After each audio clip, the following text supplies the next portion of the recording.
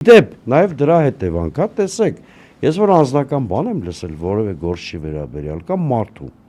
որպես կանոն այդ անձնական բանին հավատացել եմ եւ ասել եմ, չեմ մեկնաբանում, որտեվ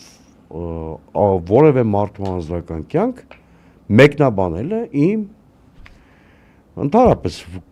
ֆունկցիաների մեջ չի մտնում։ Այո, առաջ դա տաբու էր, էլի ընտանիք մտնելը։ Նորմալ հասարակություններում դա տաբու լինի, որտեվ ի վերջո մարդիկ անձնական կյանքի իրավունք ունեն իրենց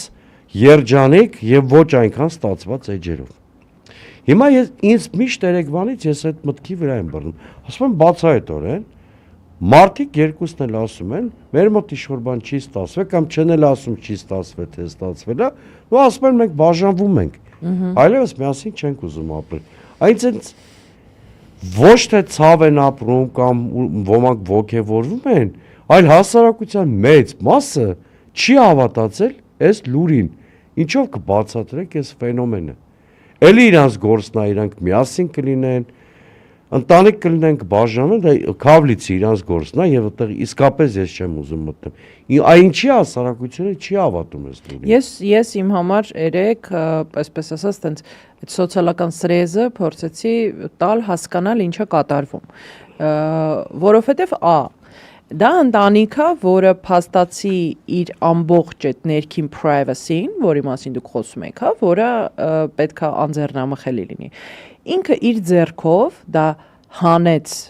18 թվականից ի վեր, հիշում եք, հա, ամառանոցից կամ չգիտեմ նստավայրից այդ իրանց բաները live, որ ցույց էին տալիս զուգարանը, չգիտեմ, այնտեղ կամպոտները, էս են։ Այդ պահից սկսած, այո, այդ պահից սկսած իրանք privacy-ին դարձրեցին հանրային քննարկման առարկա իրենց իսկ ձեռքով իրենց կյանքը իրենց երեխաների կյանքը դարձրեցին, հա, փակելու փոխարեն իրենք մաքսիմալ սկսեցին PR-վել դրա վրա եւ դա այսպես ասած չէին էլ թաքցնում որ դա PR-ի մաս է այդ PR-ը մեկ-մեկ անմարտկային դաժան եղկելի արտացոլանքա ունեցե հանձինս Աննա Հակոբյանին, որը ծաղրում էր եւ արցախցիների թույն էր տարածում բլոկադայում սոված նստած երեխաներին եւ բանջարեղենի ճոխ ուտելիքի այդ տեսարանը։ Հա, աճացրեք բանջարեղեն, ես ոնց եմ աճացնում, դուք էլ գեր։ Այսինքն այդ եղկելի դրսևորումները անձնական PR-ի կամ, չգիտեմ, ինչ որ ռազմական գործողությունների ամենածանր պահին ժպիտով կամ ֆուտբոլի, այո, ֆոտոները, որ ինքը պոպկորնով նստած ֆուտբոլ անայում, այսինքն դա մտածված, միտումնավոր, շատ տգեղ պահվածք էր այդ կնոջ կողմից։ Երբ որ ինքը ստատուսներ էր գտնում, խրատներ էր տալիս զոհվածների մայրերին, թե ինչպես իրանք պետք է սքան կամ չսքան, դե լավ, տենց անցեք, արդեն ձեր մեջ բարփակեք, հա, հասկանում եք, չէ՞, սքացող մորը։ Հայ կանանցեր ինչ որ խորհուրդներ տալիս, թե ով իրան պետք է համարի երջանիկ, այսինքն այդ ես միշտ զարմանում եմ թե խի օրինակ կանանց իրավունքներով զբաղված կազմակերպությունները հասկանալի է խի արձագանք չեն տալիս Աննա Հակոբյանին, բայց դա այդ անդադար հակամարտկային հակա չգիտեմ այդ սոցիալական մեզոգոնիկ պահվածքը իր անընդհատ կանանց թիրախավորելը, անընդհատ նեգատիվը կանանց հանդեպ, հա, որ դրսևորվում էր։ Այդ սաղ չի կարող բերել իր հանդեպ որևէ կարեկցանքի արդյունք, որ դու 8 տարի թունավորում ես դաշտը քո շուրջ, անդադ կհիշեք անցած ամառ вообще սանձարձակվել էր, սկսել էր այլանդակ ձևակերպումներով ստատուսներ տալ մարդկանց վիրավորող, էլ ոչի լերասում, էլ ինչ ասես մարդկանց անվանում էր։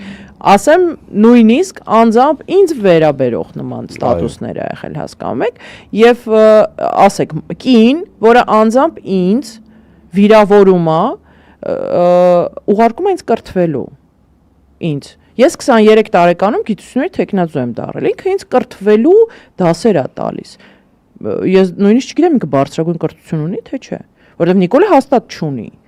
Կանոչ մասով չգիտեմ վստահ չեմ։ Ըստ իմ ինֆորմացիաների, քանի որ համարյա նույն տարիներին ենք ուսանել, ինքը այո ունի։ Ահա, շատ ուրախ եմ իր համար, որ ինքը Նիկոլը վստահաբար չունի։ Հա,